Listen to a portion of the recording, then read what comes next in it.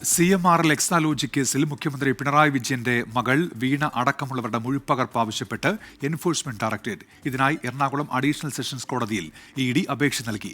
മാസപ്പടി കേസിൽ SFIOയുടെ തുടർ നടപടികൾ സ്റ്റേ ചെയ്യണമെന്നാവശ്യപ്പെട്ട് CMRL നൽകിയ ഹർജി ഡൽഹി ഹൈക്കോടതി മാറ്റിവെച്ചു. മെയ് 22 ഹർജി മാറ്റിയത്. CMRL എക്സാലോജിക് കേസിൽ SFIO കുറ്റപത്രം സമർപ്പിച്ചതിന് പിന്നാലെ കോടതിയിൽ അപേക്ഷ നൽകി ED കുറ്റപത്രം വാങ്ങിയിരുന്നു. ഈ കുറ്റപത്രം പരിശോധിച്ചതിന് ശേഷമാണ് കേസുമായി ബന്ധപ്പെട്ട എല്ലാ രേഖകളുടെയും പകർപ്പും മുഖ്യമന്ത്രി പിണറായി വിജയന്റെ മകൾ വീണ വിജയൻ അടക്കമുള്ളവരുടെ മൊഴിയും ആവശ്യപ്പെട്ട വീണ്ടും എൻഫോഴ്സ്മെന്റ് ഡയറക്ടറേറ്റ് സെഷൻസ് കോടതിയിൽ അപേക്ഷ നൽകിയിരിക്കുന്നത്. SFIO കുറ്റപത്രം സമർപ്പിച്ചതിന് പിന്നാലെയാണ് ED ഇപ്പോൾ വീണ്ടും കേസുമായി മുന്നോട്ട് പോകുന്നുവെന്ന സൂചന നൽകുന്നത്. ഇപ്പോൾ ആവശ്യപ്പെട്ട രേഖകൾ വിശദമായി പരിശോധിച്ചതിന് ശേഷം ഇനി നോട്ടീസ് അയച്ച് തുടർ നടപടികളിലേക്ക് നീങ്ങുകയാകും എൻഫോഴ്സ്മെന്റ് ഡയറക്ടറേറ്റ് ചെയ്യുക.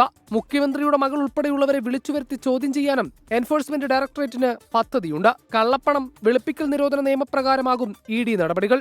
24 കൊച്ചി.